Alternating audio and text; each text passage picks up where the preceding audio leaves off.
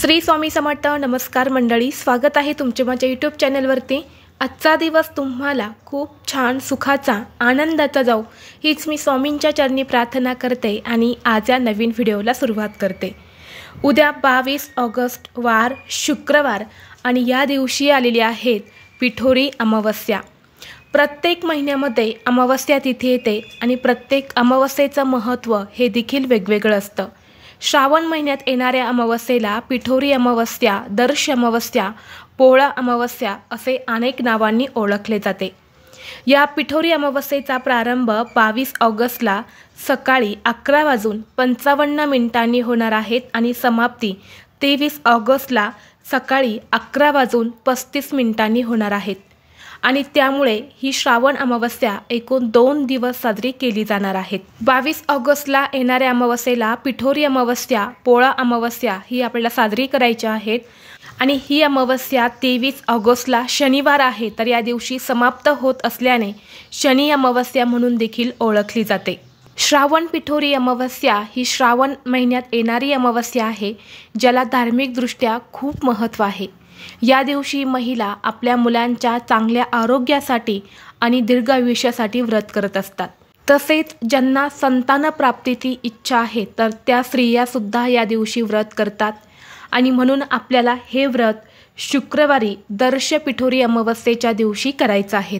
या दिवशी 64 योगिनींची पूजा करण्याची पद्धत आहे। असे मानले जाते की या पूजेमुळे कुटुंबाला सुख आणि समृद्धी प्राप्त होते आणि म्हणून या दिवशी 64 योगिनींची मूर्तीची किंवा चित्राची पूजा ही आवर्जून करावी। तसेच या पिठोरी अमावस्येच्या दिवशी आपले पूर्वज हे मृत्यू लोकांतून पृथ्वीवरती येत असतात आणि म्हणून त्यांच्यासाठी तर्पण, पिंडदान, श्राद्ध, नैवेद्य यासारख्या महत्त्वाच्या गोष्टी केल्या जातात। या अमावस्येला पितरांची पूजा केल्याने पितृदोषापासून होणाऱ्या त्रासांपासून मुक्ती मिळते। याशिवाय या दिवशी दुर्गा देवीची पूजा करण्याची देखील प्रथा आहे। या दिवशी महिला व्रत करून दुर्गा देवीची पूजा करतात आणि आपल्या पुत्रांच्या दीर्घ आयुष्यासाठी प्रार्थना करत असतात। धार्मिक दृष्टीने हा दिवस अत्यंत महत्त्वाचा असल्यामुळे या दिवशी काही प्रभावी उपाय आणि सेवासुद्धा केल्या जातात। आज या व्हिडिओमध्ये मी तुम्हाला एक अतिशय प्रभावी असा उपाय सांगणार आहे। उद्या शुक्रवार श्रावण पिठोरी अमावस्येला सकाळीच उंबरठ्यावर ठेवा ही एक वस्तू। एका रात्रीत आयुष्याचं सोनं होईल।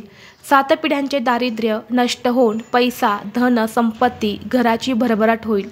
घराची, मुलांची, पतीची अगदी भरभरून प्रगती होईल।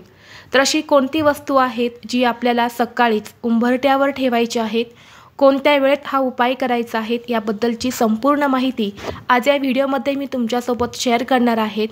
त्यामुळे तुम्ही हा व्हिडिओ स्किप न करता शेवटपर्यंत नक्की पहा। चॅनलवरती नवीन असाल तर सबस्क्राईब करा आणि असेच माहितीपूर्ण नवनवीन व्हिडिओ पाहण्यासाठी बेल आयकॉनला प्रेस करा, म्हणजे जेव्हा कधी मी नवीन व्हिडिओ अपलोड करेल त्याचं नोटिफिकेशन सर्वात अगोदर तुम्हाला भेटेल आणि तुम्ही एक पण व्हिडिओ मिस करणार नाही। आज या व्हिडिओमध्ये मी तुम्हाला जो उपाय सांगणार आहे तर हा उपाय आपल्याला उद्या शुक्रवारी पिठोरी अमावस्येला करायचा आहे आणि जर तुम्हाला शुक्रवारी हा उपाय करणं शक्य झालं नाही तर मग तुम्ही शनिवारी सुद्धा करू शकतात, कारण शनिवारी सुद्धा ही अमावस्या तिथी असणार आहेत आणि म्हणून तुम्ही शनिवारी हा उपाय केला तरीही चालेल, परंतु शक्य असेल तर हा उपाय तुम्ही शुक्रवारीच करा, जेणेकरून तुम्हाला या दोन्ही दिवसांचं शुभ फळ जे आहे तर ते प्राप्त होईल। तर पहा, अमावस्या तिथी ही दर महिन्याला येते, परंतु श्रावण महिन्यात येणाऱ्या अमावस्येला पिठोरी अमावस्या असे म्हणतात। तसेच या अमावस्येला पोळा अमावस्या, दर्श अमावस्या, शनी अमावस्या या नावाने सुद्धा ओळखले जाते। प्रत्येक महिन्यात येणाऱ्या अमावस्येला आपल्या पितरांची पूजा करावी असे आपल्या धर्मशास्त्रामध्ये सांगितले जाते, परंतु प्रत्येक महिन्यात जर आपल्याला आपल्या पितरांची पूजा करणं शक्य नसेल तर किमान या श्रावण अमावस्येला तरी आपल्या पितरांची पूजा ही आवर्जून करावी, कारण या दिवशी आपले पूर्वज हे मृत्यू लोकांतून पृथ्वीवरती येत असतात आणि ही श्रावण पिठोरी अमावस्या पितरांना समर्पित असते आणि म्हणून पितरांना प्रसन्न करून घेण्यासाठी, त्यांचा आशीर्वाद प्राप्त करण्यासाठी, पितृदोष हा दूर होण्यासाठी पितरांची पूजा या दिवशी आवर्जून करावी। ज्या घरातील स्त्री पिठोरी अमावस्येला हा उपाय आवर्जून करते त्या घरामध्ये नेहमी माता लक्ष्मी अखंड वास करते. कारण आपल्याला सर्वांनाच माहीत आहे की आपण दिवाळीचे लक्ष्मी पूजन देखील अमावस्येच्या मुहूर्तावर करत असतो आणि शुक्रवार हा देखील माता लक्ष्मीला समर्पित असणारा दिवस आहे. आणि त्यामुळे पहा, धनप्राप्तीसाठी, लक्ष्मी प्राप्तीसाठी अमावस्या हा दिवस अत्यंत महत्त्वाचा मानला जातो. त्यामुळे जर तुम्हाला तुमच्या आयुष्यामध्ये आर्थिक अडचणींना सामोरी जावं लागत असेल, काहीतरी सतत आर्थिक अडचणी येत असतील, किंवा तुमच्या घराची मुलांची भरभराट होत नसेल, किंवा घरामध्ये पैसा टिकत नसेल, उद्योग व्यवसायामध्ये काही अडचणी येत असतील, म्हणजेच व्यवसाय हा व्यवस्थित चालत नाही, घरामध्ये हवा तसा पैसा येत नाही, किंवा पैसा आला तरी तो काही ना काही कारणाने घरातून बाहेर जात असेल, म्हणजेच घरामध्ये पैसा टिकत नसेल, तर या सर्व कारणांमुळे समजते की माता लक्ष्मी आपल्या घरामध्ये स्थिर नाही. घरामध्ये लक्ष्मी नांदणे म्हणजे फक्त पैसाच असणं असं होत नाही, तर घरामध्ये एक प्रकारची शांती, समृद्धी, ऐश्वर असणंसुद्धा गरजेचं आहे. किंवा घरामध्ये एकमेकांमध्ये प्रेम, एकोपा असणे, घरामध्ये एक प्रकारचे आनंदाचे आणि सकारात्मक वातावरण असणंसुद्धा गरजेचं असतं. असे सर्व वातावरण जेव्हा घरामध्ये असते तर यालाच लक्ष्मी नांदणे असे म्हणतात. पैसा तर हवा आहे, पण त्यासोबतच घरातील वातावरण लक्ष्मी स्थिर राहण्यासाठी अनुकूल असणंसुद्धा तितकंच महत्त्वाचं आहे. आणि म्हणून उद्या तुम्हाला पिठोरी अमावस्येला हा एक उपाय जो आहे तर तो आवर्जून करायचा आहे. कारण काही दिवसांचे महत्त्व हे खूप जास्त असते. आपल्या पूर्ण प्रगतीवर या गोष्टी खूप परिणाम करतात. त्यामुळे पहा, अमावस्येच्या दिवशी केलेले उपाय हे कधीच वाया जात नाही. या दिवशी तुम्ही जे काही उपाय करतात तर त्या उपायांचं नक्कीच तुम्हाला फळ प्राप्त होते. तुमच्या आयुष्यामध्ये सकारात्मक बदल झालेले तुम्हाला नक्कीच जाणवतील. हा उपाय केल्याने तुमच्या घरातील वाद, विवाद, क्लेश, भांडणे, इडापिडा, नकारात्मकता ही दूर होईल. तसेच सर्व पैशांच्या आर्थिक अडचणी ह्या दूर होतील. पैसे येण्याचे सर्व मार्ग हे मोकळे होतील. हा उपाय करण्यासाठी तुम्हाला उद्या सकाळी लवकर उठायचं आहे. अंघोळीच्या पाण्यामध्ये तुम्हाला थोडंसं गंगाजल, मीठ टाकून स्नान करायचं आहे.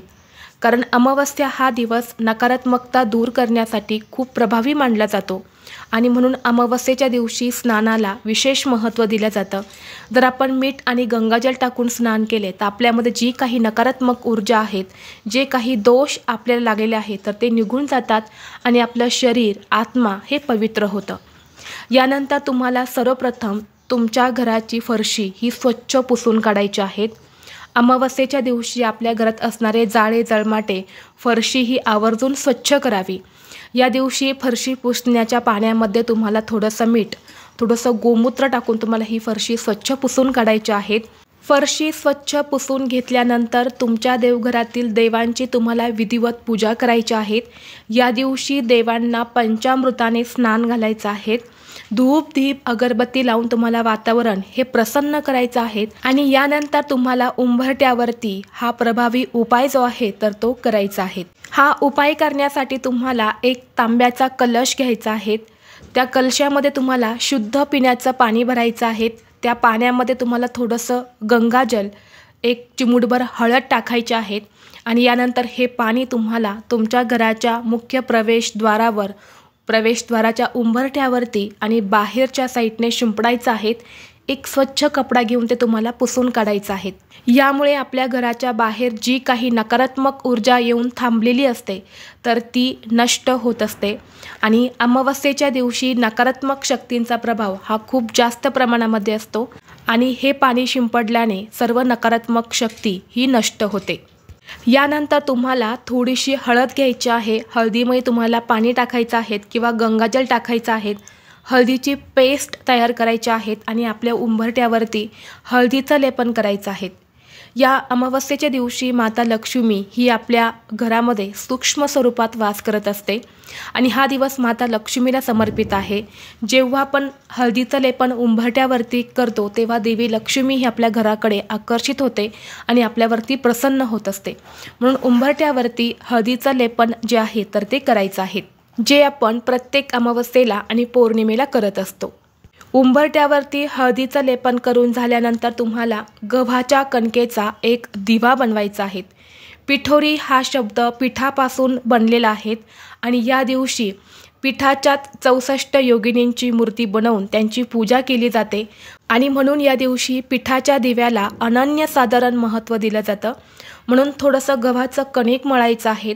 त्या कणकेचा तुम्हाला चौमुखी दिवा तयार करायचा आहे। 4 दिशेला 4 वाती येतील अशा पद्धतीने तुम्हाला त्या कणकेचा चौमुखी दिवा बनवायचा आहे। कणिक मळताना त्यामध्ये मीठ घालू नका, फक्त हळद घालायची आहे। पिवळसर रंग येईल एवढी हळद त्या पिठामध्ये घालून त्या पिठाचा तुम्हाला दिवा तयार करायचा आहे। दिवा तयार केल्यानंतर त्या दिव्यामध्ये तुम्हाला मोहरीचं तेल घालायचं आहे।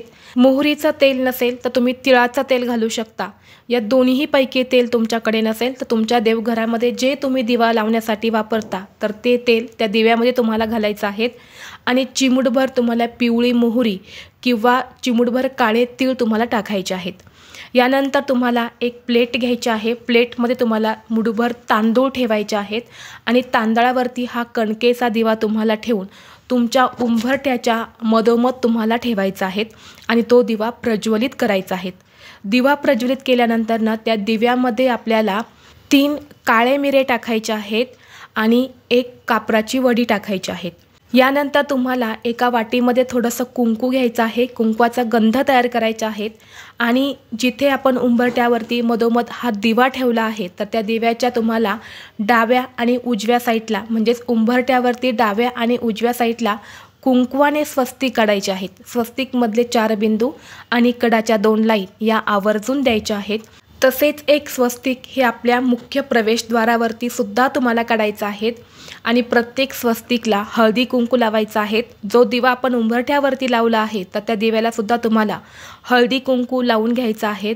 जेव्हा आपण या पिठोरी अमावस्येला चौमुखी दिवा असा आपल्या उंबरठ्यावरती लावतो तेव्हा घरातील प्रखर पितृदोष हा दूर होतो। त्याचबरोबर आपल्या घरात चहूबाजूने पैसा येऊ लागतो। घरात येणाऱ्या 4ही बाजूचं संकट जे आहे तर ते दूर होत असतं आणि म्हणून पिठोरी अमावस्येला असा पिठाचा चौमुखी दिवा जो आहे तर तो मुख्य प्रवेशद्वारावरती लावला जातो। आता हा दिवा लावल्यानंतर तुम्हाला 11 आंब्याची पानं घ्यायची आहेत। आंब्याची पानं ही धार्मिक विधींमध्ये अत्यंत पवित्र मानली जातात। प्रत्येक पूजेमध्ये आंब्याच्या पानांचा उपयोग हा केला जातो। आंब्याच्या पानामध्ये सर्वात जास्त नकारात्मक ऊर्जा आकर्षित करण्याची शक्ती असते आणि सकारात्मक ऊर्जा जी आहे तर ती त्या पानातून प्रवाहित होत असते। म्हणून तुम्हाला आंब्याच्या पानांचं एक तोरण बनवायचं आहे आणि हे तोरण आपल्या घराच्या मुख्य प्रवेशद्वारावरती तुम्हाला या दिवशी आवर्जून लावायचं आहे। जेव्हा तुम्ही असं तोरण या अमावस्येला आपल्या घराच्या मुख्य प्रवेशद्वारावरती लावतात तेव्हा आपल्या घरात असणारी अदृश्य वाईट शक्ती, इडापिडा, नकारात्मक ऊर्जा, नजरबाधा ही संपूर्णपणे नष्ट होते। आता हे तोरण तुम्ही शुक्रवारी पिठोरी अमावस्येला लावल्यानंतर 3 दिवस ते तुम्हाला तसंच ठेवायचं आहे। 3ऱ्या दिवशी म्हणजे ते तुम्हाला रविवारी किंवा सोमवारी काढून निर्माल्यमध्ये टाकायचं आहे आणि यानंतर तुम्हाला महत्त्वाचा उपाय जो आहे तर तो आपल्या प्रवेशद्वारावरती करायचा आहे। ते म्हणजे तुम्हाला एक काळ्या रंगाचा कपडा घ्यायचा आहे। अगदी छोटासा काळ्या रंगाचा कपडा घ्यायचा आहे।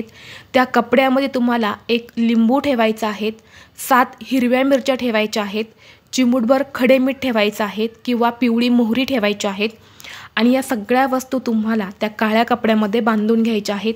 त्याची एक छोटीशी पोटली तयार करायची आहे आणि ही पोटली घेऊन आपल्या मुख्य प्रवेशद्वारावरून तुम्हाला वरपासून ते खालीपर्यंत 7 वेळा उतरवून घ्यायची आणि बाहेरच्या साईडने तुम्हाला एखाद्या ठिकाणी बांधून ठेवायच्या आहेत किंवा ठेवायला जागा असेल तर तिथे ठेवायची आहेत। आता ही पोटली किती दिवस ठेवायची तर जोपर्यंत पुढची अमावस्या येत आहे तोपर्यंत ती पोटली तशीच ठेवा।